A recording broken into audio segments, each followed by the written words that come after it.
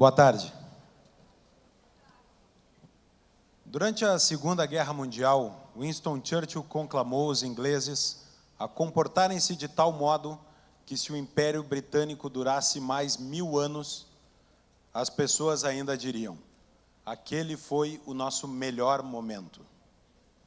Vivemos no Brasil um período marcado por má gestão econômica, aparelhamento da máquina pública, retrocessos institucionais, alinhamento diplomático com ditaduras, mentira e corrupção em escala industrial.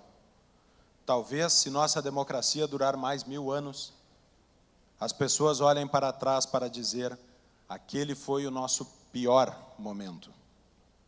A capacidade do grande público de entender e refletir sobre esses acontecimentos passa pela habilidade dos cronistas políticos, dentre os quais Arnaldo Jabor é um que tem imenso impacto. Jabor é cineasta, roteirista, diretor de cinema e TV, dramaturgo, jornalista e escritor. Com a palavra, Arnaldo Jabor.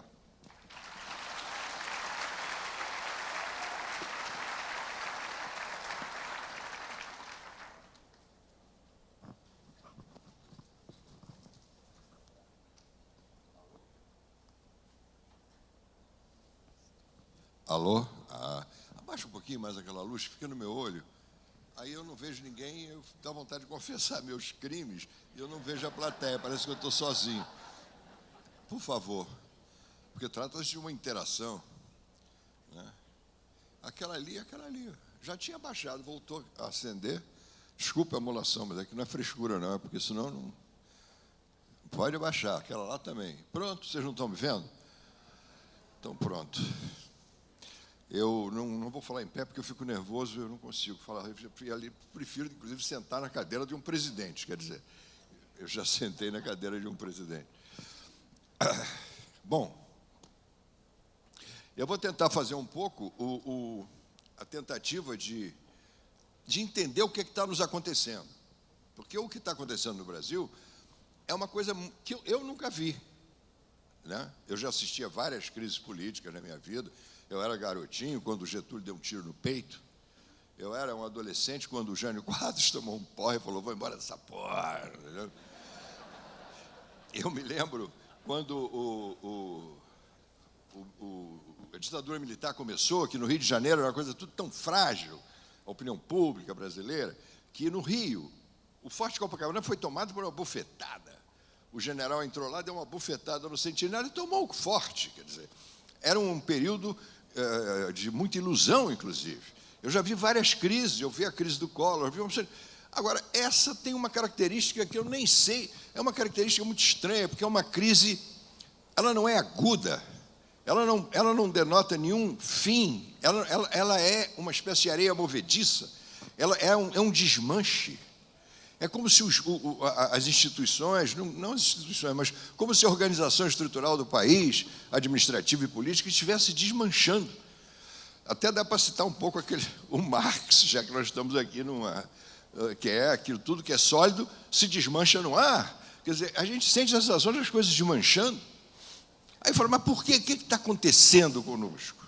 O que há de específico nessa crise? Primeiro, eu acho que não é uma crise. Eu acho que a crise, o sentido da palavra crise exata, que, aliás, os chineses dizem, peça a Deus para não nascer num período interessante como o nosso, que é o período de crise. Mas a crise, geralmente, você tem um objetivo, e você quer chegar a esse objetivo, você não consegue, há uma crise nisso. Nós estamos passando por um período diferente, porque a gente não sabe aonde quer chegar, a gente sabe o que quer, mas não sabe como. Então, eu diria mais que nós estamos atravessando uma mutação. Eu não diria que é crise. Eu acho que nós estamos mudando. E que, a longo prazo, ou médio, não sei, isso é bom. Eu acho que nós estamos atravessando um momento dolorosamente importante. Como todo parto dói, né? Mas nós estamos vendo, talvez, a eclosão de problemas seculares brasileiros que estão explodindo juntos, formando uma espécie de ataque geral ao país, nós estamos vendo, então, uma mutação nesse sentido, porque o Brasil é um país onde sempre houve uma luta muito grande, uma luta até meio surda, entre atraso e modernização, como todo país colonizado, querendo se modernizar, querendo independência, querendo autonomia, e a metrópole impedindo. Então, esse vício de impedimento da colônia, isso vem desde os tempos da nossa colonização, onde se criaram os mitos, os rituais, os vícios que nós conhecemos hoje em dia. Portugal é um país que nos colonizou, onde existia uma forma de organização política e administrativa a que se dá o nome de patrimonialismo. Essa palavra é muito importante para a gente entender o Brasil de hoje. De uns anos para cá começou a se usar essa palavra, mas não se usava, era rico contra pobre, feio contra bonito, mal contra bem. Mas não, o patrimonialismo é uma doença interna que nos percorre há séculos. O que é o patrimonialismo? O patrimonialismo, que em Portugal impera, aliás, até hoje, é a ideia de que, primeiro que o Estado é dono da sociedade. A sociedade é uma espécie de patrimônio do Estado. E a iniciativa privada considera também os bens públicos patrimônio deles. Então, é um adultério entre a sociedade e o Estado. Então, isso cria uma série de vícios a que eu dou o nome de atraso. O que eu chamaria de atraso? São coisas seculares que estão ao nosso lado. Porque um país patrimonialista, onde quem manda em tudo é o Estado, você só pode ser ou a favor ou contra, ou você é puxa-saco ou você é traidor. Ou você está fora ou você está dentro. Então, isso gera um oportunismo político, isso gera vícios que nós conhecemos muito bem. Porque, por exemplo, um dos principais, a sociedade tradicionalmente patrimonialista, como a brasileira, se sente isenta, se sente fora do trem da história, porque ela não comanda. Quem comanda sempre comandou muito, foi o Estado. Isso é uma das coisas que eu acho que estão mudando agora. Então, se o Estado manda em tudo, como eu falei, você vai puxar saco, é traidor. Então, começam a surgir vícios para a manutenção desse poder do Estado sobre a sociedade. E a sociedade tentando penetrar nesse Estado, nessa dupla invasão, essa invasão mútua. Então, quer dizer, uma sociedade não se sente parte do trem da história. Isso começa a gerar uma série de vícios, que são muito conhecidos nossos. Por exemplo, basicamente a sensação de que há um vício básico que é uma certa depressão da sociedade. A sensação de que a sociedade não tem valor.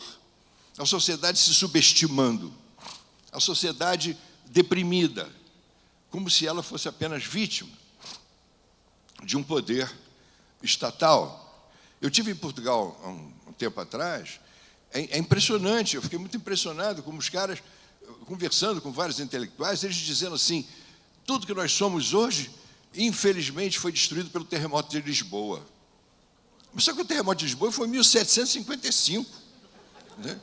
A gente percebe um desejo melancólico que justifique a inação, que justifique a falta de poder. Né? Essa é uma das coisas básicas. Aí começam a surgir vícios e loucuras, como, por exemplo, rico é mau, pobre é bom. O sujeito ao contrário dos Estados Unidos, onde, por exemplo, o vencedor é tudo e o perdedor é jogado no lixo, no Brasil existe, em Portugal também, a qualificação do fracasso como uma forma de qualidade. Quer dizer, fulano, coitado, fracassou porque ele era bom. Porque se ele fosse mau, ele estava rico. Ele está de porre no meio-fio porque é um homem de bem. Isso é típico da nossa cultura. Né? Essa cultura estatizante e autoritária que nos regeu como sendo coisas secundárias. A sociedade que somos nós, a coisa mais importante de tudo, ficou esses anos todos numa posição secundária. Outro vício típico que o patrimonialismo provoca é, por exemplo, a corrupção, que a gente estava falando aqui. A corrupção, porque é muito fácil você roubar. Se o dinheiro público não é de ninguém, não tem dono, então pode se roubar. Não há não há aquela a sensação, não há na tradição brasileira, agora está, não há na tradição brasileira, não havia consciência de que a corrupção era uma coisa ampla e prejudicial à sociedade. A corrupção era vista como um pecadinho. Ih, que horror, fulano é ladrão, ele roubou 200 mil, não sei o que é. Não, a corrupção ela impede você projetar um Estado, um país. Você impede você fazer um projeto de país. Porque a corrupção, ela é feita, como disse o Adriano aqui, ela é feita para criar dificuldades para vender facilidades. E ela tem primas, tem irmãs, como, por exemplo, a burocracia. A burocracia brasileira é absolutamente alucinante. Ela é uma burocracia de séculos que foi feita com a finalidade que nós não nos desenvolvêssemos.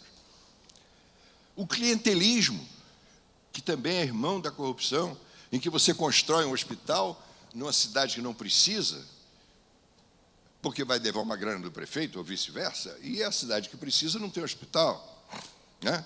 A corrupção, essa coisa... No Brasil, a corrupção é vista até com com certo charme. Eu me lembro, quando aquele Luiz Estevão, que roubou 200 milhões do TRT, que ele foi preso, todo mundo estranhou, agora parece que foi em cana de novo. Né?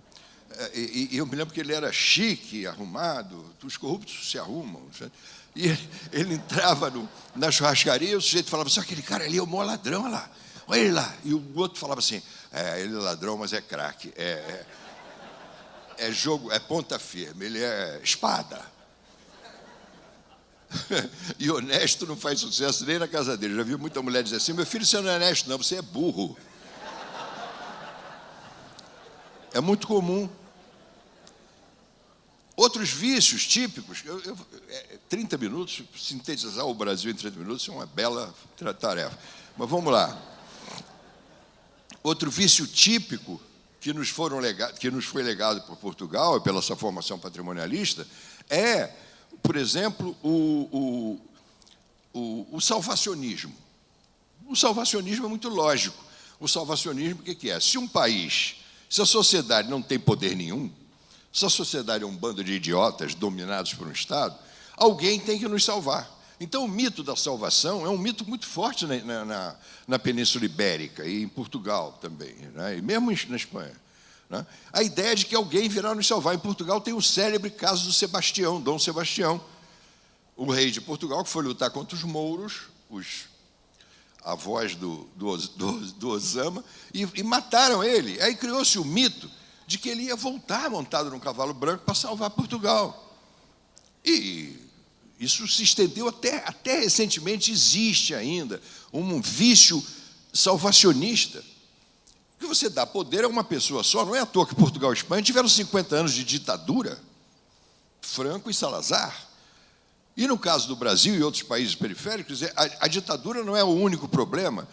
O problema também desse salvacionismo é o direcionamento da salvação para células que vão criando áreas oligárquicas, grupos oligárquicos, pequenas oligarquias que mandam no país, como se fossem muitas ditaduras, que é o caso do Brasil. É impressionante. Você,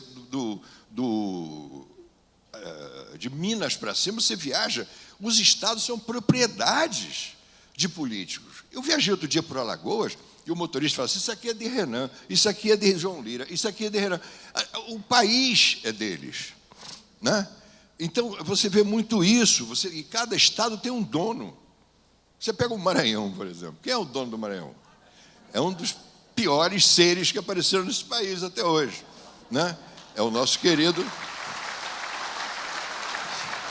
Sarney. Eu tenho dito, quem quiser conhecer o Maranhão, visite São Luís. Mas quem quiser conhecer o Brasil, estude a vida do Sarney. Sociologicamente, antropologicamente, para entender o país. Então, cada estado tem um dono. Isso é uma coisa... Tem no Sergipe, tem em Alagoas, tem no Rio Grande do Norte, é tudo. São regiões fechadas. Isso são aqueles que mandam no atraso, são os comandantes do atraso. Eu estou falando sobre atraso, eu vou tentar daqui a pouco falar sobre modernização, se eu tiver tempo. Então, por exemplo, um exemplo do que é ser dono patrimonialista de um Estado. Eu teve um acontecimento comigo interessante que eu costumo relatar, que eu trabalho na Globo, né? E eu fui uma vez à Bahia, fazer lá um serviço lá na TV Bahia, que era do Antônio Carlos Magalhães, nosso querido ACM, que já foi para o céu. E ele estava esculhambando o Fernando Henrique, muito grande, foi na época do segundo governo do Fernando Henrique. E eu defendendo o Fernando Henrique, que eu considero o maior presidente que nós tivemos e que nós teremos, entendeu? Eu acho. E aí, eu criticava muito ele me mandava e-mails dizendo, o senhor está me perseguindo, não sei o quê. E eu não respondia, porque eu esculhambava ele, Antônio Carlos Magalhães, no jornal. Aí um dia eu escrevi um artigo sobre outras coisas, e no meio eu falo assim, não, mas o Antônio Carlos Magalhães até que ele é legal, ele fez bem a Bahia, que é verdade, ele fez bem, ele gostava da Bahia. O Sarney não gosta nem do Maranhão, mas ele gostava da Bahia. E aí eu falei, ele fez coisas boas pela Bahia. Pum, ponto. Aí eu fui à Bahia, na TV Bahia, que é dele. Aí eu estava lá na TV Bahia, toco o telefone, a secretária falou, um telefonema para o senhor aqui. Eu falei, sim. Eu falei, Jabor, aqui é Antônio Carlos Magalhães. Eu pensei que fosse um amigo meu me sacaneando. Eu falei, não enche o saco, era ele mesmo. Eu falei, sim, senador, eu estou lhe telefonando para lhe dizer, ele agradeceu o elogio que você me fez há 2 meses atrás. Ele leu a frase, que eu fiz. Eu falei, não, senador, eu acho que o senhor melhorou a coisa da Bahia, sim, senão não teria dito. Aí ele se virou para mim e falou assim, e o que você quer? Eu falei, eu não quero nada. Não, mas você diga, você está aqui na Bahia, você me faz um elogio, eu quero lhe dar alguma coisa. O que você quer? Eu falei, eu não quero nada, senador, mas era um troço meio peremptório, autoritário. O que você quer, Jabor? Eu confesso que eu pensei em pedir Ivete Sangalo, mas foi rápido. Foi um pensamento.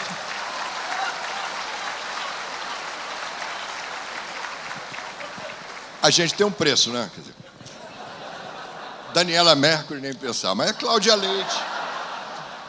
Cláudia Leite podia quebrar um galho. Mas, em suma, essas coisas são típicas da nossa formação. Nós temos o desprezo pela educação, que no Brasil sempre houve, o desprezo porque a educação sempre foi vista como uma coisa perigosa pela metrópole. O Brasil podia se desenvolver, né? Então havia, por exemplo, os jesuítas foram expulsos do Brasil pelo Marquês de Pombal, que, aliás, por acaso, era um grande homem, né? Era um iluminista, né? Ele participou, inclusive, parece que ele viu até a queda da Bastilha. Mas, em suma, é verdade. E que dizia eu? Estava falando do José Bonifácio? Não. Hein? Ah, do ACM. Não, ACM eu já falei. Não, mas então, quer dizer, não, da educação. A educação sempre vista como uma coisa inferior. Hoje em dia a gente tem consenso que uma educação é fundamental. Eu próprio via nas coisas que eu falava que eu considerava a educação uma superestrutura, como dizem os marxistas. Uma coisa que um dia se resolverá. Não, até hoje a educação no Brasil é uma coisa precaríssima. Nós somos um país de analfabetos. É mentira que não somos. Esse negócio de todo mundo já aprendeu a escrever o nome, mas e o analfabetismo funcional, que não gera mão de obra, ninguém consegue, é uma tragédia nacional, né? Essas coisas foram nos formando. O horror ao trabalho também está na nossa formação. Não estou dizendo que aqui todo mundo aqui trabalha, mas a ideia de trabalho é vista como sacrifício. Então não é labor, não é work, é trabalho, que vem, aliás, de uma palavra latina, tripalium, que era um instrumento de tortura, que deu origem à palavra trabalho. Então essas coisas vão formando uma paralisia nacional, porque elas impedem um projeto, elas impedem um processo, elas paralisam o processo. Como dizia famosamente, como dizia o famoso economista genial que foi massacrado toda a vida pela esquerda, que era o Mário Henrique Simonsen, ele tem uma frase que eu sempre cito, que é genial: o Brasil é um país sob anestesia, mas sem cirurgia. Isso é mais ou menos isso que nós estamos vivendo. Então, essas coisas que eu delineei de uma forma genérica, rápida, assim, do que eu chamo de atraso, que nos paralisa, eu, pela primeira vez na vida, eu estou achando, como eu disse, que nosso momento é interessante, que é uma mutação, porque eu tenho a impressão que, pela primeira vez, a modernização do país torna-se uma coisa possível. Já está acontecendo essa modernização. Porque o atraso não resiste eternamente ao tempo. No caso brasileiro, por exemplo, muitas coisas que estão acontecendo hoje deve-se a mutações muito amplas no mundo todo, porque o mundo nos influencia. Quantas coisas mudaram no Brasil por influência externa? Por exemplo, a queda, a depressão da Bolsa de Nova York em 29 influenciou a Revolução de 30, do Getúlio. Como é que teria sido? Uma série de coisas que vêm de fora nos influencia. A própria ideia de república, 100 anos depois da República Francesa, fizemos aqui. Então, há no momento coisas que estão provocando o fim dessa coisa que eu chamo de atraso, creio, espero. Uma delas é a globalização da economia. O mundo ficou muito mais complexo. O mundo ficou muito mais, como diz um filósofo, rizômico, muito mais multidirecional do que era. Não dá mais para você raciocinar de uma forma unilateral, totalizante, etc. Tem que se contemplar a diversidade. Uma complexidade tem que ser respeitada, o mistério da sociedade, o mistério de para onde nós iremos. Tudo isso é uma coisa que é modernizante. A ideia de educação, que é fundamental, que ela se torna cada vez uma coisa mais importante. E a outra coisa que foi muito importante, além da globalização da economia, foi uma coisa que eu considero, quer dizer, eu sou quem sou eu, mas eu considero talvez mais importante que a imprensa, do que os racionalistas do século XVIII, que foi a Revolução Digital, porra. Nós estamos aqui numa boa, mas a gente se acostumou. Mas nos últimos 30 anos mudou tudo. Não tinha nada. Até hoje eu sou vagamente surpreendido pela coisa digital. Eu tenho uma certa fascinação pelo Google, por exemplo. Eu não sei como é que o Google sabe tudo. Eu tenho vontade de me ajoelhar e dizer Google. Porque como é que sabe tudo? Tem uma caverna cheia de anõezinhos digitando aquela porra? Como é que é? Traduzido em ordem, né? É uma coisa impressionante. E sabe tudo. Eu ponho meu nome lá, sabe uma porrada de coisas sobre mim que eu não sabia. Quem pôs? Então, quer dizer, nós vivemos esse mistério digital também. Mas isso tudo está provocando a crise desses vícios que eu enumerei, que são analógicos, lentos, paralisantes, burros, simplistas. Em 5 minutos eu resumirei a história brasileira.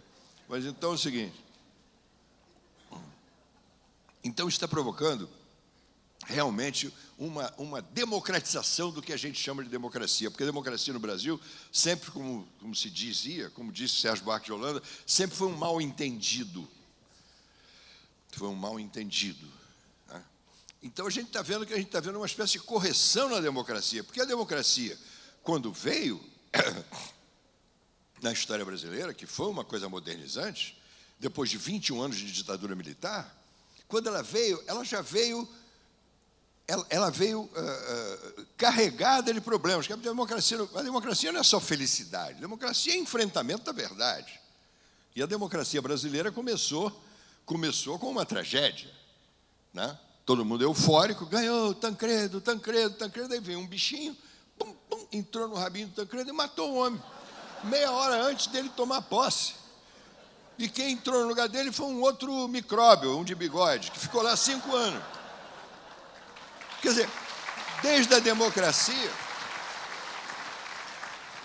democracia inaugurada, a gente viu como ela é precariamente entendida no Brasil. Primeiro, esse caso do Tancredo, seguido pelo nosso querido José Sarney, que conseguiu destruir não é a palavra, ele conseguiu mostrar que os vícios brasileiros estavam todos intactos, que não mexia em nada. A democracia aconteceu, mas os vícios estavam todos lá, clientelismo, corrupção, tudo lá. E nós começamos a deprimir, e o país começou a ver que a democracia talvez não funcionasse. Houve uma certa depressão democrática no país, em relação aos vícios que estavam todos visíveis. Então, isso foi uma coisa importante, porque a gente começou a ver que não bastava a democracia.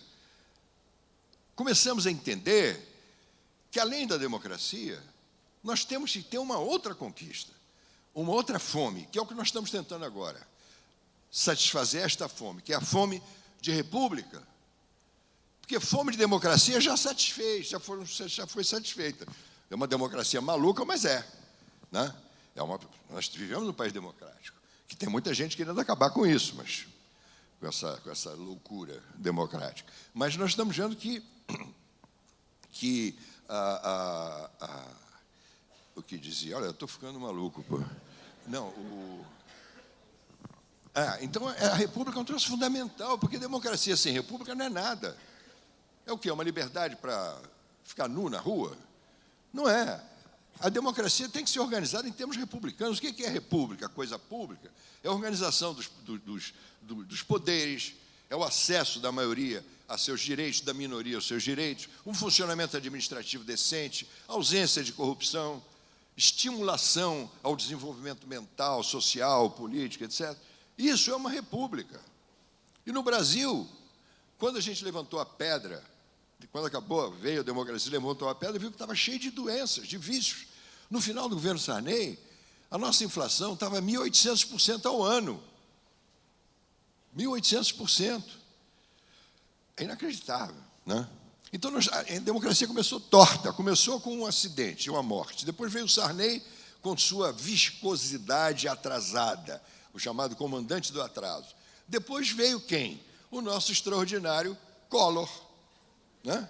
A gente elegeu o nosso primeiro presidente realmente eleito, foi o nosso querido Collor. Quando o Collor entrou, eu falei, meu Deus, eu estava viajando, quando eu cheguei, tinha umas pessoas falando assim, agora descobrimos o salvador da pátria. Eu falei, quem é? Esse cara aqui. E mostraram na revista Veja, tinha o Collor. Eu falei, quem é esse cara? Eu disse, não, esse cara é um máximo, ele é macho, ele comeu umas atrizes da Globo, ele é super legal. Aí entrou o Collor, que destroçou o Brasil. A primeira coisa que esse cara fez foi tascar a economia geral do país. E tudo que a gente viu, não dá tempo de contar tudo, a gente viu o delírio de que transformaram o Brasil numa chanchada trágica. O PC Farias, porra, a gente esquece das figuras. O PC Farias, que, aliás, eu admiro, é bom que se saiba, porque é uma espécie de Gilberto Freire da corrupção, porque ele nos ensinou muito. Ele nos ensinou como se faz leasing, como é que se rouba da dívida externa, como é que se faz, uma série de processos de corrupção muito modernos que ele nos mostrou. E ele tem uma coisa que eu admiro também, que ele foi leal até o fim, né? Como todos sabem, ele morreu num caso de amor. Ele era um gatinho e a namorada dele tinha 22 anos, ficou com ciúme e matou ele e se suicidou. Bom, se bem que o PC, também eu admiro um pouco o PC pelo seguinte, ele nunca traiu. E ele, com esse dinheiro todo que ele roubou, 1 bilhão e 200 milhões, é o que dizem, hoje ele estaria sendo julgado no tribunal de pequenas causas, né? Porra. Arnaldo, acabamos O de que é ganhar... 1 bilhão? Acabamos de ganhar mais 5 minutos da organização, então pode seguir um pouco Muito mais. obrigado. O que é 1 bilhão? Não é nada. Se o Nestor Severão recebe 90 milhões de gorjeta, você já viu? O mundo está escandalizado. O mundo está até com... Os ladrões do mundo inteiro estão com inveja. Porra! Vamos para o Brasil, cacete. O nego ganha 90 milhões de dólares de propina, né? E não precisa descrever o que está acontecendo conosco, né? Mas o PC Farias realmente era cleptomaníaco, coitado. Ele tinha mania de roubar cinzeiro, essas coisas. Então, quando o Collor cai, né? Quando o Collor cai, que ele se renunciou, não chegou a ser empichado, etc., entrou o nosso querido Itamar Franco, que foi uma doce figura. Ficou 2 anos ali, era um homem de bem, não roubou, era meio bobo, se apaixonou por uma atriz que estava sem calcinha na escola de samba, lembra? Vocês lembram? Ele falando no telefone. Mas ele era um homem de bem, ele teve o condão de nomear o Fernando Henrique Cardoso para ministro da Fazenda, do exterior, depois para a Fazenda. E isso foi um momento marcante na vida brasileira. Eu nunca tinha ouvido falar na minha vida, desde que eu tinha nascido, em inflação diminuir. E ele reuniu as pessoas mais cultas e preparadas da economia no Brasil, como Pércio Arida, como o Baixa, como o menino lá, o Lara Rezende, etc. Tudo assim, tudo PhD, MIT, Harvard. Não é esses vagabundos, esses manteigas que estão aí, não. Esse seguido manteiga...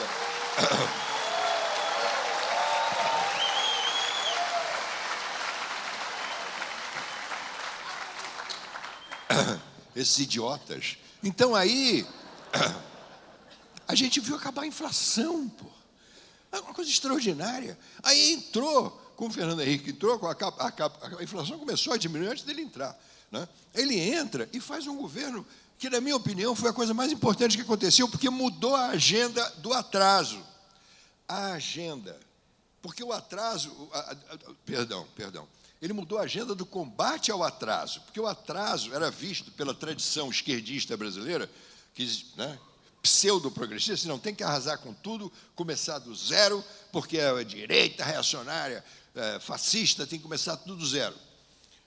Fernando Henrique não, Fernando Henrique chegou como um verdadeiro homem de esquerda, no sentido da palavra de esquerda ser usada como desejo de aumento da qualidade de vida. Digamos que ela tenha essa acepção antiga, mas que hoje em dia, isso também é outra conversa longa. Mas, de qualquer maneira, Fernando Henrique, então, mudou a agenda. Ele passou a primeira coisa, acabou com a inflação, fez a lei de responsabilidade fiscal, que é fundamental. Qualquer quitandeiro sabe que você não pode gastar mais do que ganha. Privatizou o que pôde. A Vale do Rio Doce foi um feito extraordinário, foi sabotado por todos os lados. Mas Fernando Henrique valorizou a sociedade brasileira. A finalidade do governo e da agenda dele foi devolver à sociedade os seus poderes. E isso ele conseguiu em grande parte. Nós hoje estamos beneficiários desses 8 anos em que ele esteve no poder. Ai, meu Deus. Mas o atraso ronda sempre, o atraso está sempre atento.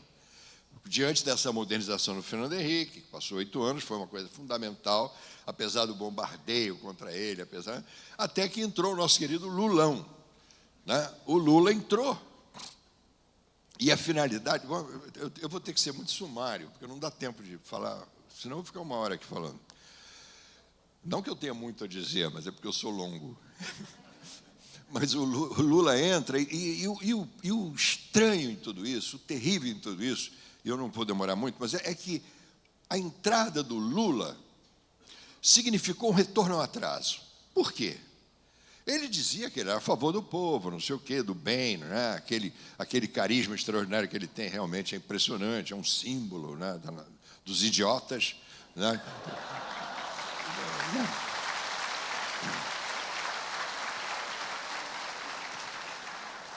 É um símbolo dos idiotas e de muito intelectual.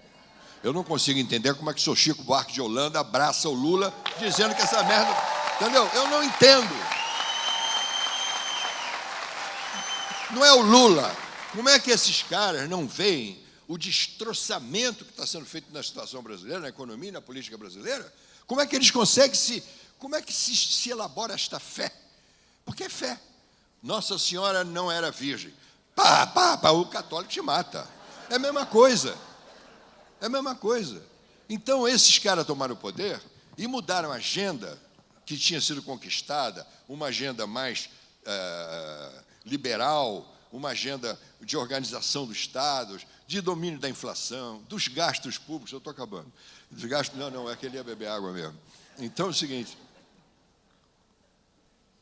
E fizeram o maior erro, na minha opinião, foi que o PT fez quando entrou ao poder. Eles entraram com uma atitude de tomar o poder, não de governar. A ideia era uma ideia revolucionária, com 1917. Aqueles fracassados de 63, que eram idiotas, que eu conheci eles todos, eu conheci Zé Dirceu, porra. Zé Serra era meu colega da Uni. Então eu via a bobageira que era aquilo, né?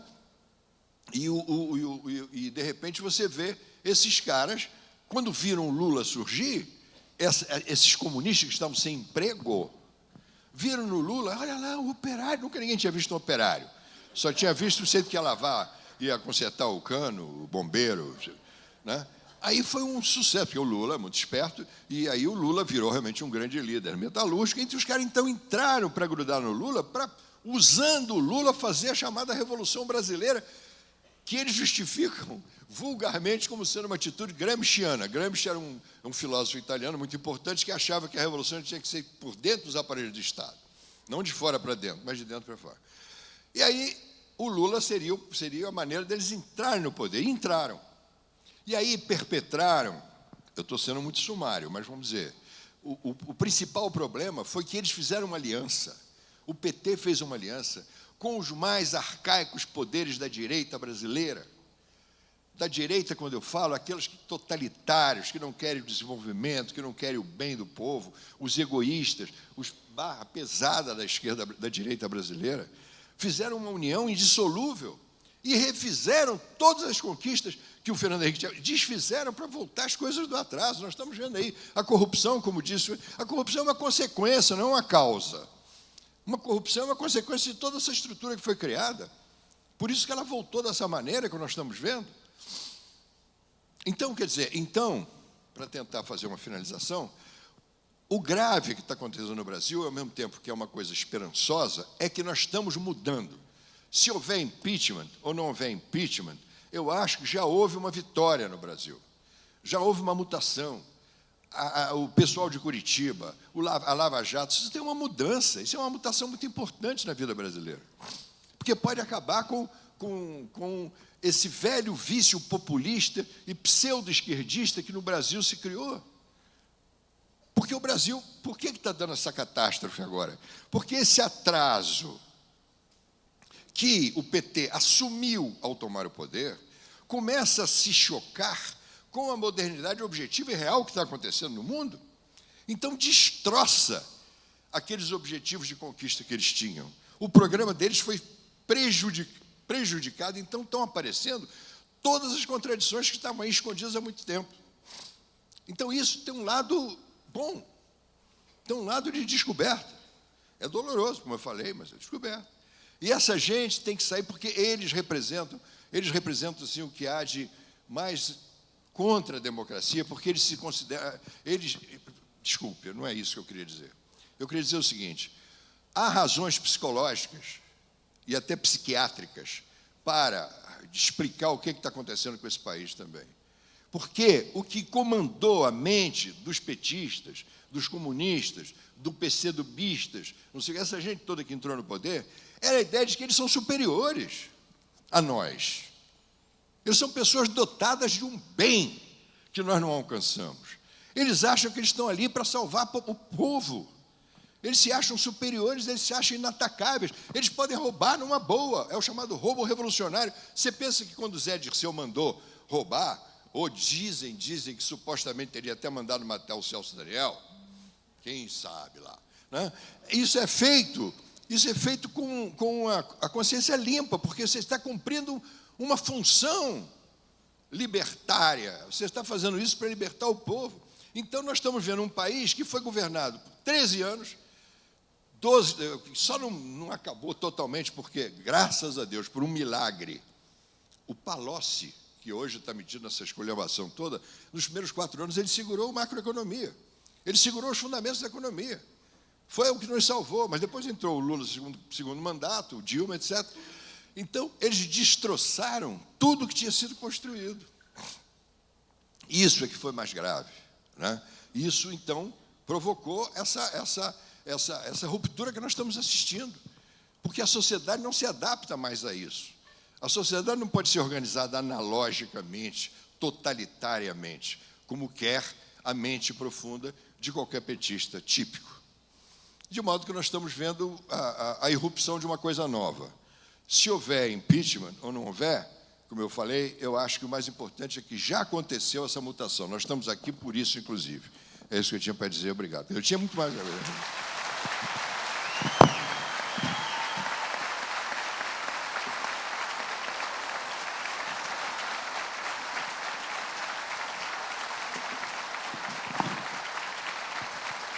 Obrigado. Arnaldo, nós temos várias perguntas que chegaram, algumas delas tu já respondeste ao longo da tua explanação.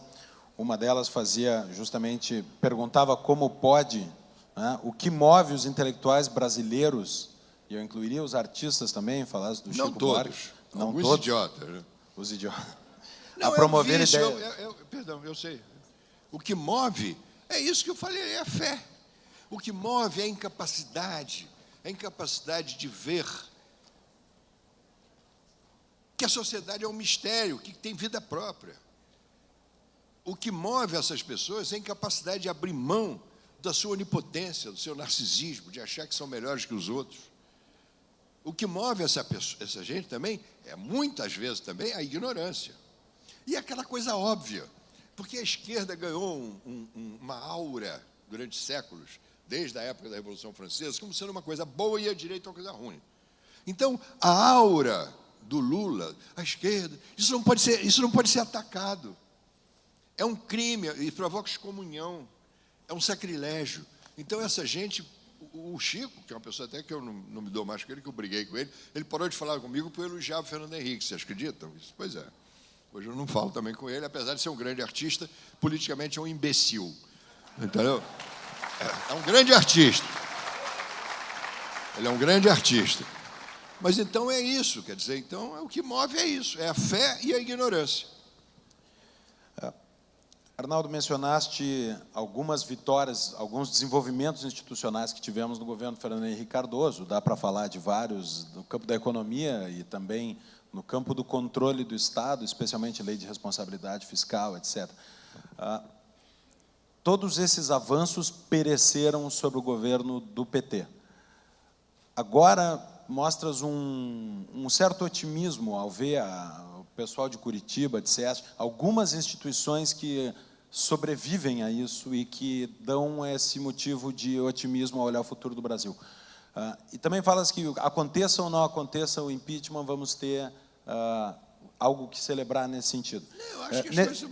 Nesse sentido, se não acontecer o impeachment, essas vitórias ainda institucionais de Curitiba, isso não pode ir para o ralo como foi a lei de responsabilidade fiscal com o governo do PT? Pode tudo. Por exemplo, a hipótese, digamos que haja um impeachment, o Lula vai comemorar, porque ele vai virar a vítima, o mártir da Revolução. Ele vai ser o mártir da direita, o homem que foi destruído e a substituta dele tirado do poder e o partido dele. Ele vai trabalhar na oposição onde ele é craque, para tentar ser presidente de 2018. E não esqueçam que ele está com 53% de Ibope, mesmo agora. Como? Não, isso aí não se sabe. Tem muita coisa misteriosa. Eu queria ver ele... Eu sei onde é que eu queria ver, eu não posso dizer, mas eu estou dizendo... Mas essa hipótese é uma. Outra hipótese, não há impeachment. Aí entra o Temer, que é com aquela, como disse o Antônio Carlos Magalhães, com aquela cara de mordomo de filme inglês de terror. Aí ele fez plástica. Aí ele perguntou para o Antônio Carlos Magalhães, agora eu sou o quê? Você agora é um mordomo de filme de terror que fez plástica. Mas, em suma, então, o outro lado é que talvez o PMDB é o Brasil. Eu até escrevi um artigo hoje, que está no jornal, que o PMDB é uma espécie de PMDB transcendental. Assim. O perigo é eles segurarem mais ainda coisas como a Lava Jato. Eles são muito ardilosos. Eles são mais ardilosos que os burros do PT, porque os petistas são meio religiosos, erram, né? O PMDB não, é muito mais suave, ardiloso. E pode ser que as coisas se paralisem também, não sei, mas ninguém sabe. Se telefonar agora para perguntar para o Fernando Henrique, ninguém sabe. Nós estamos diante do sim ou do não.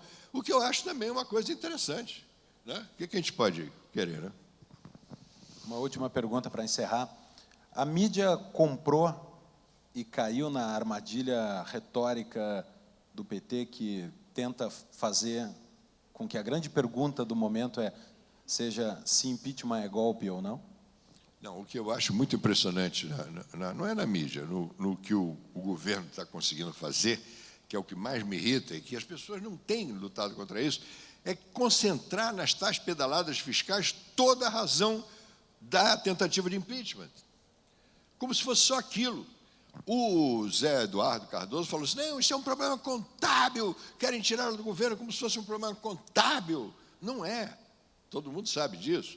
É o que decorreu disso. Agora, eles conseguiram concentrar nesse aspecto, quando há coisas muito mais graves que foram provocadas junto com isso. A crise do emprego já tem 10 milhões de desempregados, a Petrobras, a empresa maior desse país, foi jogada no lixo. A Dilma devia ser demitida do governo por ter autorizado, por exemplo, a compra de Pasadena, que aquilo é inacreditável. Você é presidente do conselho de administração de uma empresa. Aí tem um jeito que chega com um papel assim na mão e fala, temos que comprar essa refinaria de 1 bilhão e 200 milhões. Tudo bem? Não, tudo bem. Só que a refinaria custava 34 milhões de dólares. Foi uma jogada que eles fizeram com o dono da refinaria, lá, um belga ladrão. E aí, depois revenderam, compraram, pagaram mais 700 e tantos milhões. Primeiro 300, depois mais 700 e mais não sei quanto, dá um total de 1 bilhão e 200 milhões. Só isso justificaria o impeachment. E 1000 outras coisas que aconteceram, né, no país. É muito além das pedaladas fiscais. Eles querem concentrar nisso. Agora, vamos ver o que vai acontecer. Né? Arnaldo, muito obrigado. Eu que agradeço. Obrigado.